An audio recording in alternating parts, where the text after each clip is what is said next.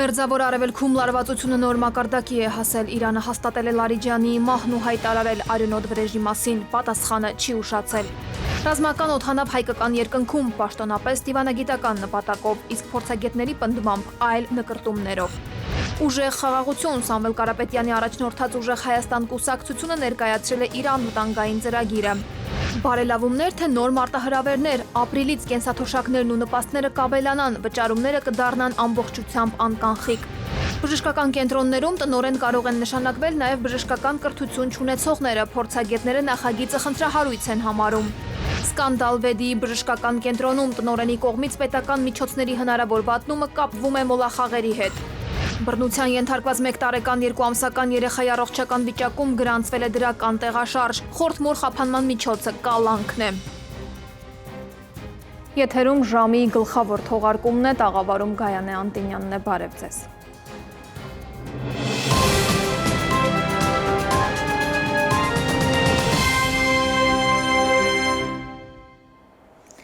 Իսլամական հեղափոխության պահապանների կորպուսը հայտարարել է առաջիկա ժամերին Սաուդյան Արաբիայի, Արաբական Միացյալ Էմիրությունների և Կատարի նավթագազային ոլորտի օբյեկտներին հարվածելու մտադրության մասին, հայտնում է իրանական պետական հեռուստառադիո ընկերությունը։ Անվտանգության նկատառումներից ելնելով օբյեկտներին հարակից շրջանների բոլոր աշխատակիցներին և տեղի բնակիչներին հորդորում ենք անհապաղ տարհանվել, ասված է պահապանների կորպուսի հայտարարության մեջ։ Մերձավոր Արևելքում լարվածությունը նոր մակարդակի է հասել։ Իրանի բարձրաստիճան պաշտոնյաների սպանություններից հետո Թեհրանը պատասխան գործողություններ է ձեռնարկել հրթիռային հարվածներ հասցնելով Իսրայելին և տարածաշրջանում ամերիկյան բազաներին։ Իրանի զինված ուժերը հայտնում են, որ գործողությունները իրականացվել են ի պատասխան իրենց զոհերի։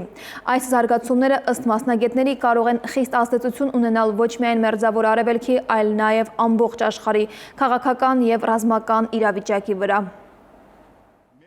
Ալի Լարիջանի մահը ծանր է նստելու ամերիկա-իսրայելական կոալիցիոն ուժերի վրա։ Պահապանների կորպուսը խոստացել է արյան վրեժ լուծել մեծ նահատակի և սրբազան պաշտպանության մյուս նահատակների համար։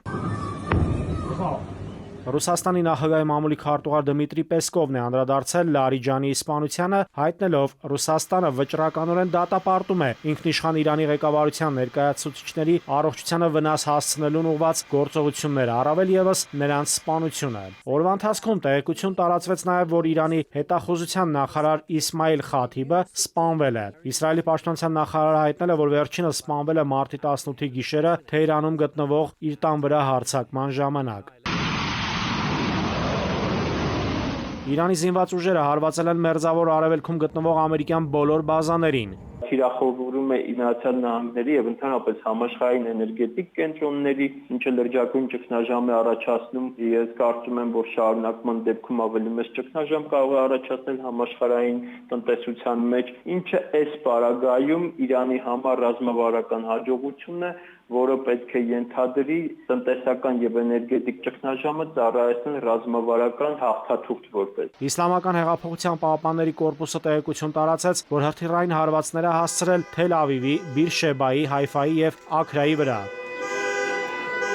Կա ինչպես Չինաստանի пассив աջակցություն, նաև ակտիվ աջակցություն այն իմաստով, որ մատակարարվում է թե զենք եւ ռազմամթերք, ինչպես նաև կարծում եմ բավականին լուրջ հետախուզական տվյալներ են փոխանցվում Իրանին, առանց որոնց պարզապես հնարավոր չէր լինի նման կետային հարվածների հասցնելը։ Իրանական հրթիռները ստիպել են ԱՄՆ ռազմածովային ուժերի Աբրահամ Լինքոլն ավիակրին նահանջել տարածաշրջանից։ Բնականաբար այնինչ կարծես թե կանխատեսել էր Միացյալ Նահանգները չստացվեց, նրանք կարճ բլիցկրիգ էին ակնկալում, ինչը տեղի չունեցավ եւ հիմա պատահական չէ, որ նրանք դժգոհում են ՆԱՏՕ-ից, Եվրամիությունից, որ չաջակցեցին իրենց։ Խաթամ ալ-Անբիա գլխավոր շտաբի ներկայացուցիչն էլ անգլերենով դիմել է ԱՄՆ նախագահ Դոնալդ Թրամփին, հայտնելով, թե պատերազմի ելքը որոշվում է ոչ թե թվիթներով, այլ մարտի դաշտում։ Հենց այնտեղ, որտեղ դուք եւ ձեր զորքերը չեք համարձակվում ոտք դնել, այս պատերազմն ավելի ճիշտ կլինի անվանել ոչ թե էպիկական ցասում, այլ էպիկական սարսափ։ Եթե ցամաքային օպերացիա սկսվի, ապա Իրանը վիճակի կլինի շատ ավելի ծանր կորուստներ պատճառել Միացյալ Նահանգներին եւ Իսրայելին, ինչը բողոքի նոր դժգոհության նոր ալիք կարող առաջացնել նույն արևմուտքում։ Դրա համար էլ կարծում եմ առայժմ կարծես թե ձեռնպահ են մնում ցամաքային օպերացիայից, որտեղ տեսեք, եթե պաշտոնապես հայտարարում է, որ Միացյալ Նահանգները այսօր մոտ 20 զոհ ունի, ցամաքային օպերացիայի դեպքում ակնհայտ է, որ 10-տապատիկ, 100-տապատիկ ավելի կլինեն։ Al Jazeera հեռուստաալիքին տված հարցազրույցում Իրանի արտաքին գործերի նախարար Աբբաս Արաղչին հայտնել է, որ Թեհրանի բարեկամ երկրներից որոշները հարաբերություններ են հաստատել իսլամական աշխարհի մեծագույն թշնամի Իսրայելի հետ։ Իրանցի պաշտոնյան նաև հրապարակել է Ջո Քենթի հայտարարությունը ազգային հակաահաբեկչական կենտրոնի տնօրենի պաշտոնից նրա հրաժարականի վերաբերյալ։ Քենթը նշել էր, որ Իրանը անմիջական սպառնալիք չի ներկայացնում Միացյալ Նահանգների համար։ Վերջին 47 տարիների ընթացքում մեր բարեկամները ռազմական բազաներ են տրամադրել Միացյալ Նահանգներին։ Մեր բարեկամներից ոմանք հարաբերություններ են հաստատել Իսրայելի հետ, որն իսլամական աշխարհի մեծագույն թշնամին է։ Իդեպ Հայաստանում Իրանի դեսպանը վերահաստատել է, ադրբեջանական կողմը չպետք է ենթարկվի Իրանի թշնամիների ազդեցությանը։ Ըստ դեսպանի, Նախիջևանի եւ Թուրքիայի տարածքում արձակված հրթիռները Իրանի թշնամի պետությունների կողմից են եղել։ Դրանք ըստ դիվանագետի սադրանքներ էին, որոնց նպատակը եղել է Ադրբեջանի եւ Թուրքիայի ներգրավումը հակամարտության մեջ։ Նաիրի Մուրադյան, ժամը լրատվական։ Իրանի միջուկային ծրագրի շուրջ բանակցային գործընթացը փլուզվել է ամերիկյան կողմի տարօրինակ քաղաքական որոշումների պատճառով, հայտնում է The Guardian-ը։ Բրիտանական հեղինակավոր պարբերականը նշում է, որ ամերիկյան հատուկ բանագնացը հանդիպումներին ներկայացել է առանց մասնագիտական թիմի։ Նա նույնիսկ շփոթել է բազային տերմիններն ու աշխարհագրական անվանումները, օրինակ Հորմուզի նեղուցը ծոցի հետ։ Պարբերականը նշում է նաև, որ Ուիտքոֆը Իրանի արտգործնախարար Աբբաս Արաղչիին առաջարկել է լքել բանակցությունների սեղանը Օմանում եւ այցելել ամերիկյան ավիակիր, ինչը դիվանագիտական էթիկայի եւ առողջ տրամաբանության տեսանկյունից դիտվել է որպես սադրանք։ Հայաստանի օդային տարածքով վերջին ամիսներին նկատվում է ռազմական ավիացիայի ակտիվ տեղաշարժ։ Ալժիրի ռազմաօդային ուժերին պատկանող Սուպեր Հերկուլես տիպի ինքնաթիռը Բուֆարիկ Բաքու երթուղով մի քանի անգամ անցել է հայկական երկնքով։ Պաշտոնական տվյալներով թռիչքներն իրականացվել են դիվանագիտական նպատակներով, սակայն փորձագետները չեն բացառում նաև ռազմական կամ մատակարարման բնույթի հնարավորությունները։ Այս ռազմական օդանավը Մարտինսի Սուպեր Հերկուլեսը մեր երկնքով է անցել Ալժիրի ռազմաօդային ուժերի ինքնաթիռը նախորդ ամիս եկել է Թուրքիա, հետո Անկարայից Հայաստանի օդային տարածքով ուղղություն վերցրել դեպի Բաքու, Ադրբեջանից հետ Ալժիր վերադարձել դարձյալ կտրելով հայկական օդը։ Ըստ մեր երկրի արտաքին քաղաքական գերատեսչության տեղեկությունների, ռազմական օդանավը տարածաշրջանում վեր ու վար է արել, գնացել եկել դիվանագիտական նպատակներով։ Հայաստանի օդային տարածքով Բուֆարիկ Բաքու երթուղով C-130J օդանավի թռիչքը համաձայն իրականացվող կողմի տրամադրած տեղեկության կայացել է դիվանագիտական նպատակներով։ Այն, որ զին օդանավերով դիվանագետները թռչում են, հարցեր լուծելու գնում գալիս, հաստատում է ռազմական պատմաբանը, ասում է այո, նաև նրանք կարող են այս ինքնաթիռներ բարձրանալ, այնուամենայնիվ ոչ միայնակ, վերապահում ունի քաղաքագիտության դոկտորը։ Սովորաբար ռազմանավ օդանավերով զինվորականներն են ուղևորվում։ Ալժիրից չեմ կարծում զինվորականներ են եկել Ադրբեջան։ Ըստ երևույթին դա կարող է լինել զենքի, զինամթերքի տեղափոխման այս կողմից այն կողմ կամ այն կողմից հակառակ կողմ ուղղությամբ կամ երկու կողմից էլ։ Սա նրան կարող էր մի բան բերել, նրան կարող էր մի ուրիշ բան տալ։ Սա,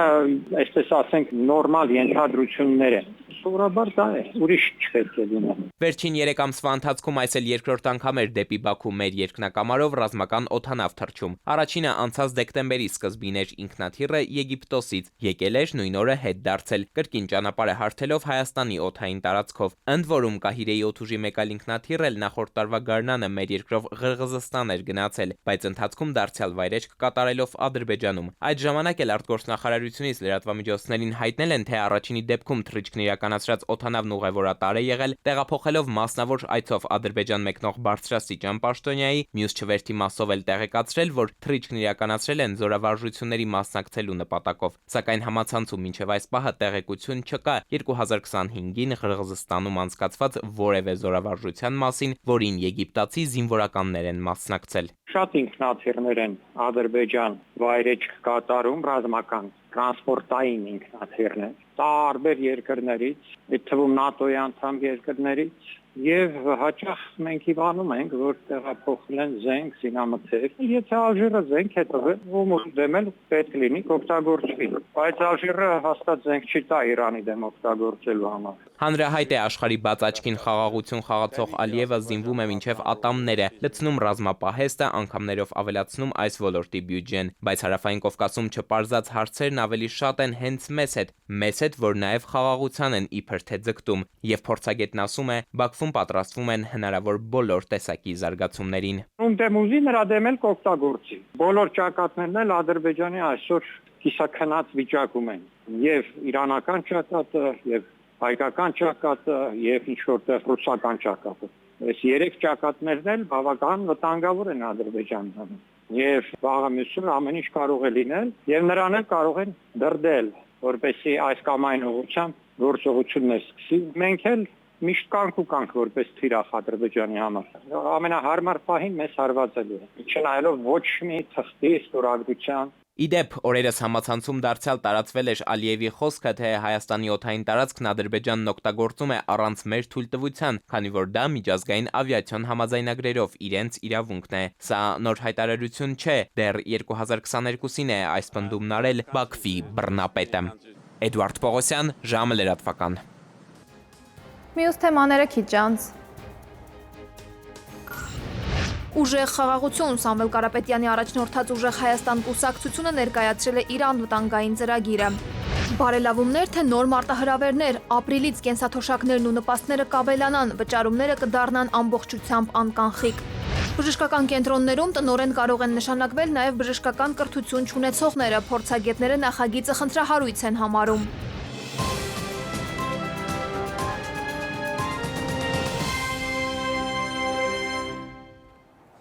Շարունակենք թողարկումը։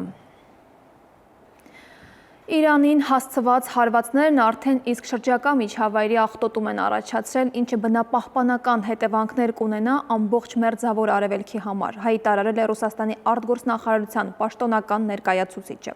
Մարիա Զախարովան ասել է, Իրանի դեպքում հարվածներ են հասցվում մայրաքաղաքի խիտ բնակեցված շրջանների անմիջական հարևանությամբ գտնվող նավթամբարներին, դա շրջակա միջավայրի խոշորագույն աղտոտման է հանգեցրել Թեհրանի շուրջ։ Նա հավելել է, որ առողջապահության համաշխարհային կազմակերպությունը տարածաշրջանում համաճարակաբանական եւ բնապահպանական իրավիճակի զգալի վատ թարացում է արձանագրում, ինչն ուղեկցվում է շնչառական հիվանդությունների, աչքերի եւ մաշկի ախտահարումների աճով։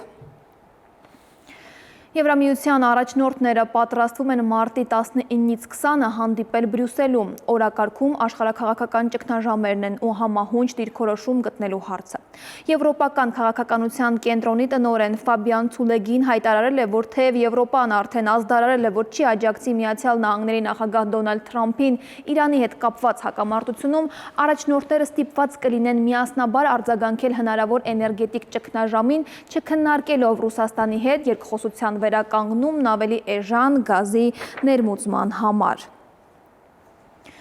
Եվրոպան որևէ ազդանշան չի ուղարկել Ռուսաստանի հետ էներգահաղորդումների քննարկման վերաբերյալ, հայտնում են Կրեմլից։ Դմիտրի Պեսկովը հայտարարել է, որ նախագահ Վլադիմիր Պուտինը կառավարությանը հանձնարարել է քննարկել Ռուսաստանի մնացած նավթի եւ գազի հոսքերը Եվրոպայից տեղափոխելու հարցը։ Նրա խոսքով Պուտինը դեռ բաց է բանակցությունների համար, անկախ այն բանից, թե որքան բարդ է թեման։ Էներգետիկ շուկաները մի շարք ցնցումներ են կրել Իրանի պատերազմի պատճառով եւ Մոսկվան լրջորեն վերլուծում է եվրոպական էներգետիկ շուկաներից դուրս գալու տեսական հնարավորությունը, նշել է Կրեմլի խոսնակը։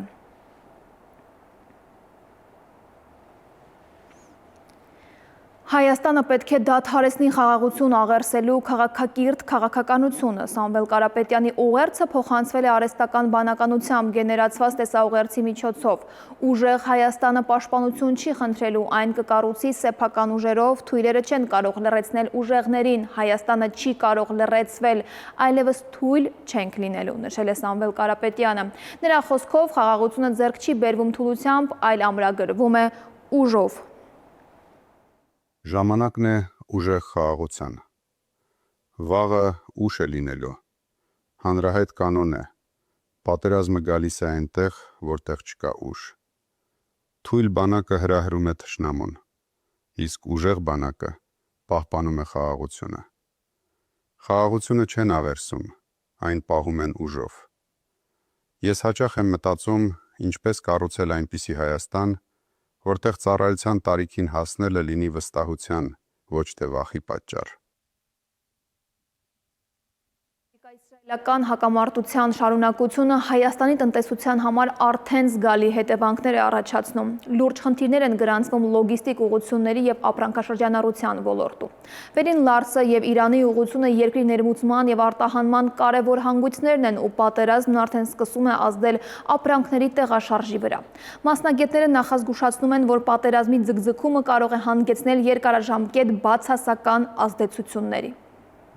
Երրորդ շաբաթը շարունակվող Ամերիկա-Իսրայելա-իրանական պատերազմը ածանցյալ խնդիրներ է ստեղծել Հայաստանի տնտեսության համար։ Առայժմ խոսքը լոգիստիկ ուղիների կաթվածահար լինելու մասին է։ Ապրանքաշրջանառության մասին խոսելիս հայկական քննարկումներում միշտ շեշտվում է Վերին Լարսի կարևորությունը, բայց իրանական ուղղությունը մեր պետության համար եւս էական նշանակություն ունի։ Հայաստանի արտաքին առևտրաշրջանառության մոտավորապես 25%-ը միայն բաժին է ընկնում Արաբական Միացյալ Էմիրություններին եւ Չինաստանին։ 4-ից 7%-ի շրջանակներում տարբեր ժամանակահատվածներում Իրանի հետ է եղել մեր առևտրաշրջանառությունը, այսինքն եթե հանրագումարի ենք բերում Իրանի ճանապարհներից օգտվելով առևտրաշրջանառությունը արտաքին, 30-35%-ը գերազանցում է։ Դեռ օրեր առաջ Հայաստանի պաշտոնական շրջանակները բավականին հանգիստ էին արձագանքում Իրանի շուրջ տեղի ունեցող պրոցեսների համատեքստում ներկրում արտահանումների վերաբերյալ հարցերին։ Տվյալը, որ Իրան Իսլամական Հանրապետության ճանապարհի հետ 180 բեռնատարկա չի համապատասխանում իրականությանը։ 11 բեռնատարկա այս պահին, որը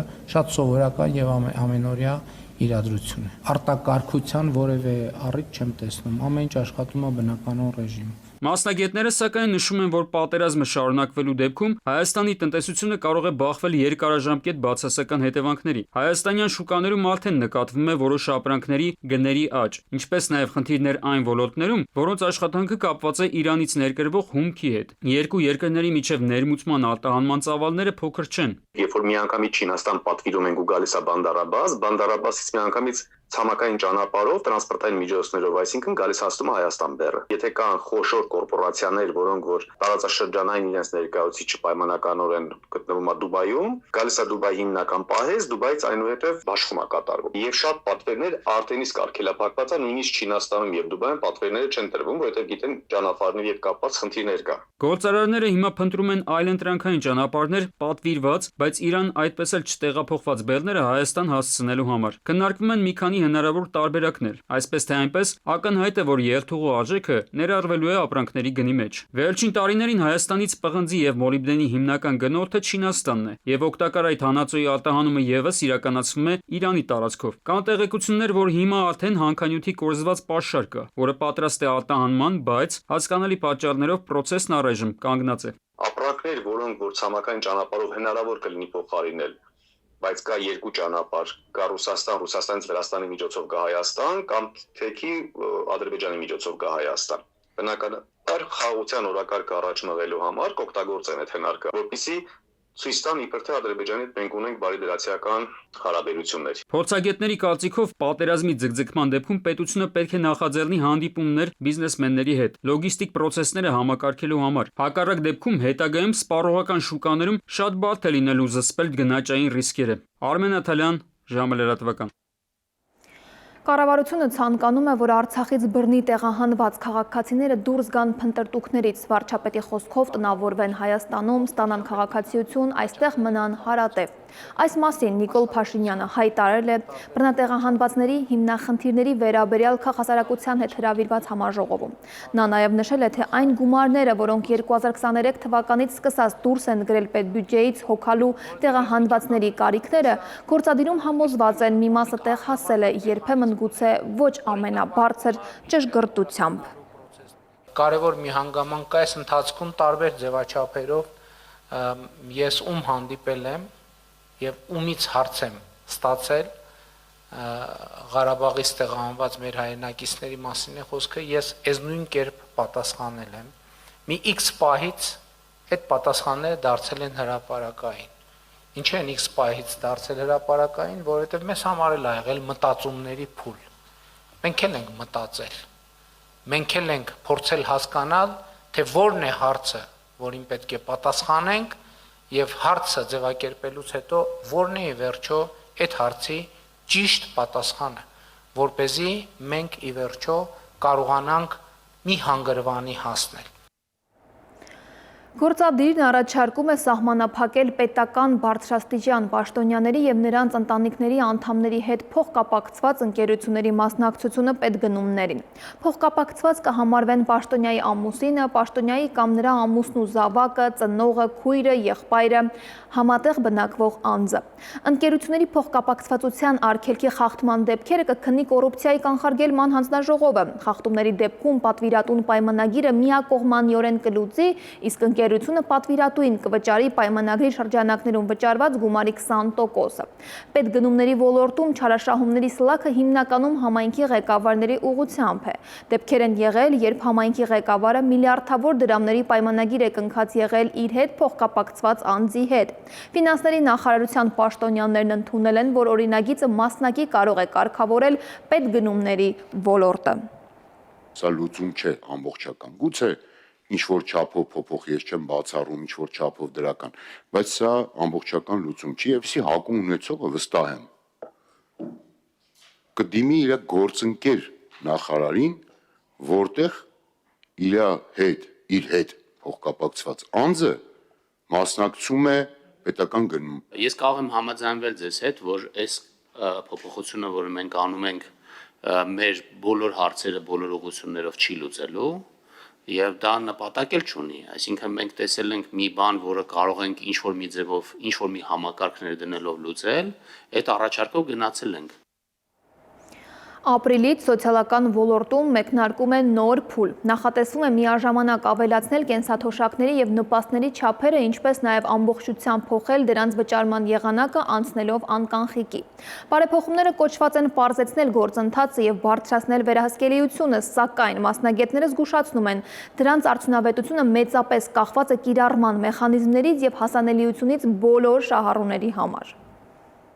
Ապրիլի 1-ից կենսաթոշակները կբարձրանան եւ վճարումը միայն անկանխիկ եղանակով կլինի։ Աշխատանքային կենսաթոշակները կբարձրանան առնվազն 10,000 դրամով, անկախ աշխատանքային ստաժից։ Որոշ խմբերի դեպքում աճը ավելի մեծ է, խորը հաշմանդամություն ունեցողներին 14,000 դրամ, ծանր աստիճանի դեպքում 12,000 դրամ։ Զինվորական կենսաթոշակները միջինը կավելանան մոտ 8,500 դրամով, իսկ պարտադիր ծառայության դեպքում 10,000 դրամ։ Երկկողմանի ծնողազուրկ երեխաների կենսաթոշակը կավելանա 50,000 դրամով։ Բարձրանում են նաև սոցիալական նպաստները, միջինը 10,000 դրամով եւ ընդհանուր առմամբ փոփոխությունները կվերաբերեն ավելի քան 500,000 կենսաթոշակառուների։ 50,000 դրամով կավելանան երկկողմանի ծնողազուրկ երեխաների կերակրողին կորցնելու դեպքում աշխատանքային կենսաթոշակները։ Այսքան աշխատանքային կենսաթոշակների մասով։ Կավելանան նաև զինվորական կենսաթոշակները։ Կառավարության որոշման համաձայն քաղաքացիները գումարը անկանխիկ կստանան բանկային քարտերի միջոցով։ Նպատակը ըստ հիմնավորման ֆինանսական թափանցիկության բարձրացումն է եւ կանխիկ շրջանառության նվազեցումը։ Այս փոփոխությունը սակայն միաժամանակ չի ընդունվել հաշմանդամություն ունեցողների շրջանում։ Օրինակ, ժամի հետ զրույցում նրանցից մեկն ասաց, ապրում է մարզում, իր համար հաշմանդամության թոշակ ստանալը դառնալու է իսկական գլխացավանք։ Սկզբնական փուլում դժվար է լինելու, ես անձամբ յուղից եմ, եւ նույնիսկ եթե քարտային չէ, ծնողը սա գնացել ստացել պոստայում, այսինքն ես չեմ գնացել։ Էլի նույն սիստեմն է, էլի նես չի որ բանափոխվա։ Մասնագետների կարծիքով հատկապես տարեց քաղաքացիների համար կարող են առաջանալ մի շարք խնդիրներ, նախ թվային գրագիտության պակաս կա, շատերը չեն օգտվում բանկոմատներից, չեն տարբերում քարտի PIN կոդը եւ հաճախ վախենում են սխալ գործարք կատարել։ Բացի այդ խնդիրներ կարող են առաջանալ մարզերում, օրինակ հեռավոր գյուղերում, երբեմն բանկոմատներ կամ բանկային մասնաճյուղեր չկան։ Քաղաքացիները ստիպված են լինում մի քանի կիլոմետր ճանապարհ անցնել, միայն գումարը կանխիկացնելու համար։ Տրանսպորտի ծախսի եւ ժամանակի կորուստը լրացուցիչ բեռ են հատկապես թոշակ ստացողների համար։ Հաշմանդամի քարտին տալիս ես ինչ անի, եթե ինքը օրինակ զրկված է ազատ շարժվելու հնարավորությունից։ Այսինքն դու ստեղծում ես ֆրոդի հնարավորություն։ Ինչ որ մեկը ով իր համար ասենք պատասխանատու է, պետք է գնա բանկամատից փող հանի, ասենք Երևանը հարմարեցված չի սայլակներով տեղաշարժվելու համար։ Իդեպ մարտի 5-ից կենսաթոշակը կամ նպաստը կանխիկ եղանակով ստացող եւ վճարման եղանակի փոփոխության դիմում չներկայացրած քաղաքացիների բանկի ընտրությունը կատարվում է ինքնաշխատ եղանակով առանց դիմումի։ Քնարիկ Պետրոսյան, ժամը լրատվական։ Հայաստանի բուժ հաստատություններում այսուհետև տնօրեն կարող են նշանակվել նաև բժշկական կրթություն չունեցողները։ Ազգային ժողովի առողջապահության հարցերի մշտական հանձնաժողովի նիստում նախարար Ավանեսյանն ասել է, որ օրենսդրական նախաձեռնությամբ ընդլայնվում են բժշկական կազմակերպությունների գործադիր մարմիններում ընդգրկվող անձանց մասնագիտական կրթության պահանջները, ավելի որակյալ կադրեր ներգրավելու համար։ Սակայն ոլորտի փորձագետները խնդրահարույց են համարում նախագիծը։ Մտահոգություն են հայտնում, որ բժշկական կրթություն ունեցող ղեկավարները կարող են բավարար չպատկերացնել բուժգործընթացների նրբությունները, ինչն իր հերթին կարող է ազդել կառավարման որոշումների որակի վրա։ Մասնագիտական հմտությունների հետ կապ չունի։ Շատ բուժ կենտրոնների տնօրեններ ընդդիմանում են առողջապահության նախարարի բերած չհաշվարկված, թերի հաշվարկված եւ թերի գործող որոշումներին ու նախագծերին Եվ իրեն պետք են լոյալ մարդիկ, ովքեր որ առանց կոլեգիալությունը հաշվի առնելու, առանց որևէ բժշկական հարաբերությունների եւ բժշկական ոլորտի նրբությունները հաշվի առնելու, գործից ազատելու է, գործի ընդունելու է մարդկանց։ Դա քաղաքական հարց լուծող նախագիծ է։ Կվերադառնանք քիչ անց։ Սկանդալվեդի բժշկական կենտրոնում տնօրենի կողմից պետական միջոցների հնարավոր վատնումը կապվում է մոլախաղերի հետ։ Բռնության ենթարկված 1 տարեկան 2 ամսական երեխայի առողջական վիճակում գրանցվել է դրական տեղաշարժ։ Խորթմոր խափանման միջոցը կալանքն է։ Մետեո աշխարհ եւս մեկ օր կայուն երկինք ավելին հաջորդ հիվ։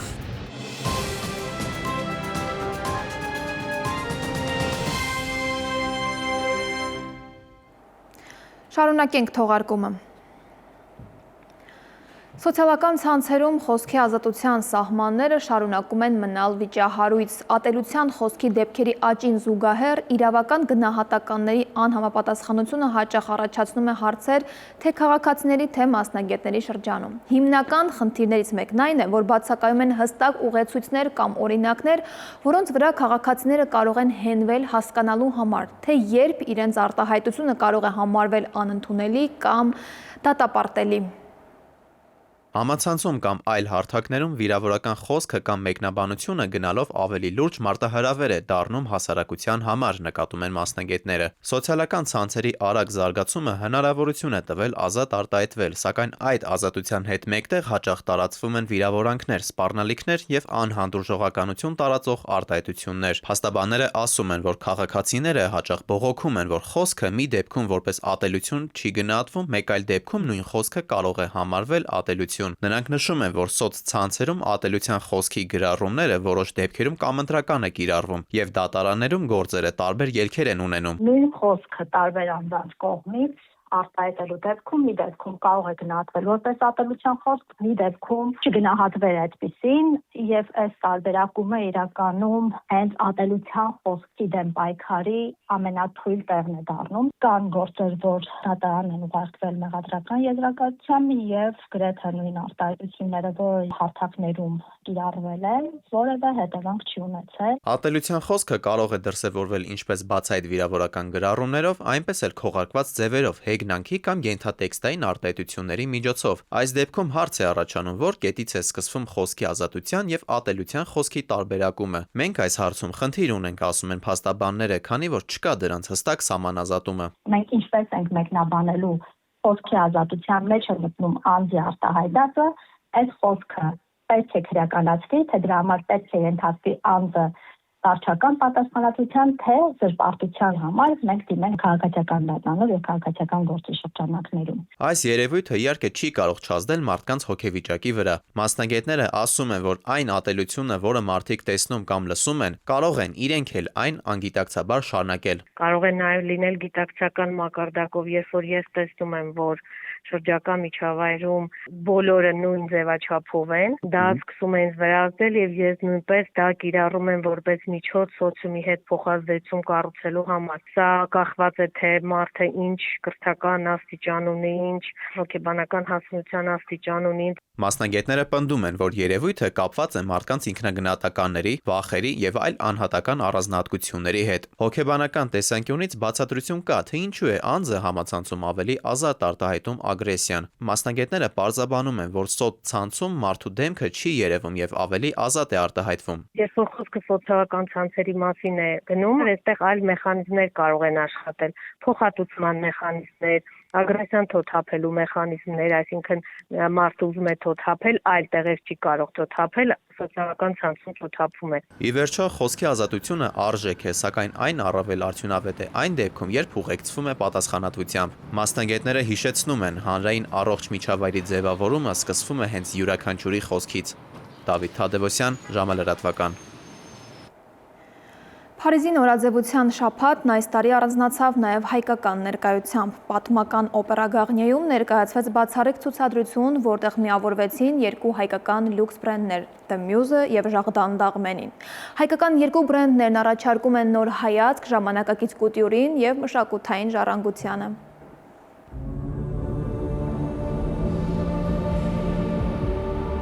Փարիզի նորաձևության շաբաթվա շրջանակում պատմական օպերա Գարնիերում տեղի ունեցավ The Muse Powered by Ժաղդան Դաղմենի բացառիկ ցուցադրությունը, նշանավորելով հայկական երկու լյուքս բրենդների The Muse բրենդի և Ժաղդան Դաղմենի Royal բրենդի ինքնատիպ համագործակցությունը։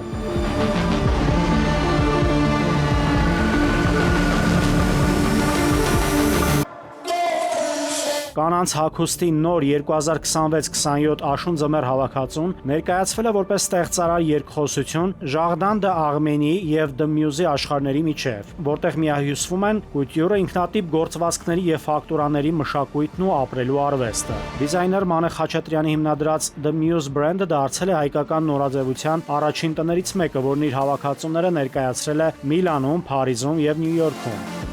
The Muse-ի այս հավաքածուի համար ստեղծագործական մուսա է եղել Ժաղդան Դաղմենին։ Փարիզյան այս ցուցադրության շրջանակում The Muse-ն իր հագուստներով բացահայտել է ինքնության և մշակութային փոխակերպման թեմաները, որոնք համահունչ են Պողոսյան Luxury Brand House-ի փիլիսոփայությանը։ Իրենց համագործակցության միջոցով Ժաղդան Դաղմենին և The Muse-ը միավորել են ժառանգությունը, արհեստագործական վարպետությունը և գեղարվեստական արտահայտչությունը հայկական մշակույթին նոր ու ժամանակակից հնչողություն հաղորդելով։ Ժաղդան Դաղմենին ու The Muse-ը միավորում են գերազանցության ու ժառանգության փոխանցման հանդեպ իրենց համատեղ ձգտումը։ Այս համագործակցությունը ստեղծում է երկխոսություն ստեղծագործության, ժառանգության և հայկական նրբաճաշակ ապրելակերպի միջև, այնպիսի խորհրդանշական միջավայրում, ինչպիսին է օպերա Գարնիերը։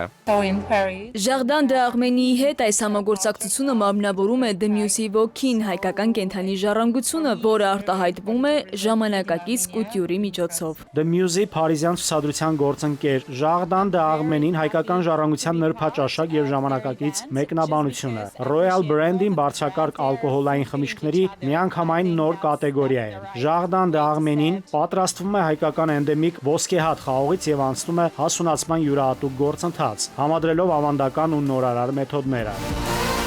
Ժաղդան Դաղմենիի եվրոպական շնորհանդեսը տեղի ունեցավ 2025 թվականի սեպտեմբերին Մոնակոյում, Մոնակոյի իշխան Ալբերտ II-ի եւ այլ ճանաչված անհատների մասնակցությամբ։ Այսօր բրենդը հաստատված է Մոնակոյում, Ֆրանսիայում եւ որոշ ընտրված եվրոպական շուկաներում։ Նաիրի Մուրադյան, ժամը լրատվական։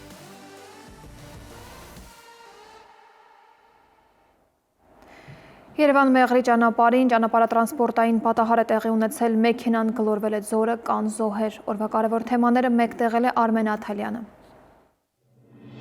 Սահմանադրական դատարանի դատավորներին եւ տեղակալներին նախատեսվում է հատկացնել 48 միլիոն դրամի չափ հավելավճարներ։ Նոր կարգավորումներն է սահմանում։ Արդարադատության նախարարն այսօր նշել է, որ վարձատրության հիմնական դրույքաչափը չի փոխվում, քանի որ աշխատավարձերի գործակիցները պետք է վերանայվեն հանրային կառավարման բարեփոխումների շրջանակում։ Մինչև այդ հավելավճարների մեխանիզմը դիտարկվում է որպես միջանկյալ լուծում եւ ապագայում կներառվի պետական պաշտոններ զբաղեցնող անձանց վարձատրությունը սահմանող օրենքում։ Պատասխանելով հարցին, թե որքան կավելանա Սահմանադրական դատարանի դատավորների վարձատրությունը, նախարարն ասել է, որ հստակ թիվ նշել չի կարող, քանի որ այն կախված է դատավորի ստաժից եւ կարող է կազմել մոտավորապես 200-ից 400 հազար դրամ ըստ տարիների։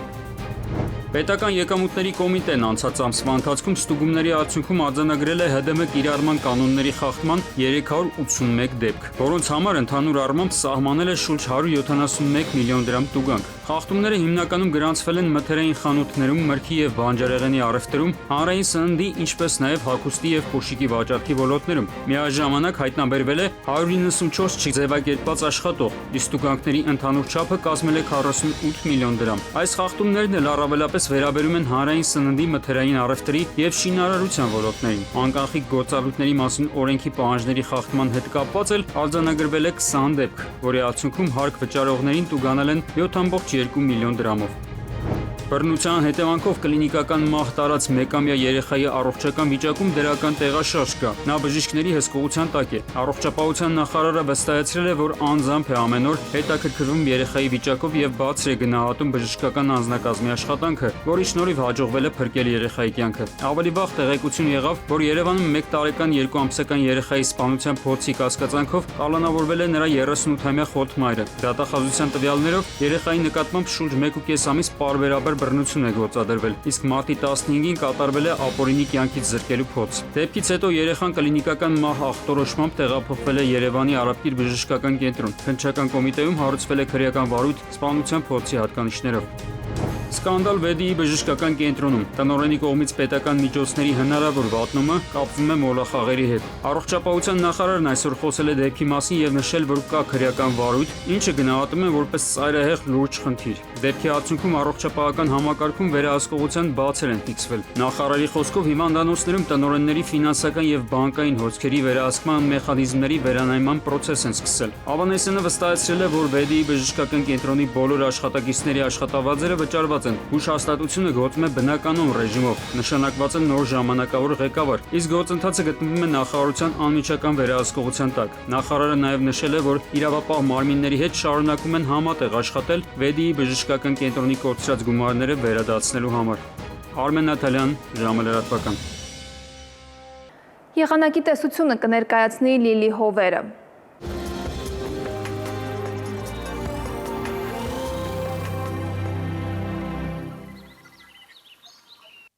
Բարերեկո եղանակի տեսության հովանավորն է իտալական ունիկալ ապրանքանիշը, իր որակյալ և գերխնայող գազի կաթսաներով։ Դրանք պաշտոնապես ներկայացված են էքստերիեր խանութ սրահներում, ունիկալ տարվա բոլոր եղանակներին, մետեոաշխարհ նախ Հայաստան։ Մեր երկրի մեծ մասում նոր օրը կանցնի առանց տեղումների արևոտ երկնքով, ջերմաստիճանը էապես չի փոխվի։ Վաղը ցերեկը Շիրակում, Կոտայքում, Գեղարքունիքում, Արագածոտնի և Վայոց-Ձորի լեռնային գոտիներում կդիտվի 8-ից 12 աստիճան։ Վայոց-Ձորի և Արագածոտնի նախալեռներում սպասվում է 16-ից 19, Լոռիում 4-ից 8, Տավուշում 8-ից 12 աստիճան, Հարհրատում, Արմավիրում կդիտվի 16-ից 19, Սյունիքի հովտային գոտիներում սպասվում է 14-ից 18, Սյունիքի նախալեռներում 8-ից 12 աստիճան։ Երևանում օրը կանցնի առանց տեղումների, այս գիշեր սպասվում է 2-ից 4, ցերեկը 16-ից 18, երեկոյան 9-ից 11 աստիճան։ Այս թողարկման համար նախատեսել էինք այսքանը, հաջորդիվ դիտեք ընտրության ժամը հաղորդաշարը, որի հյուրն է Հայաստանի երկրորդ նախագահ Ռոբերտ Քոչարյանի գրասենյակի ղեկավար Բագրատ Միկոյանը։ Իսկ ես ձեզ հրաժեշտ եմ տալիս, մաղթում խաղաղ երեկո, ցտեսություն։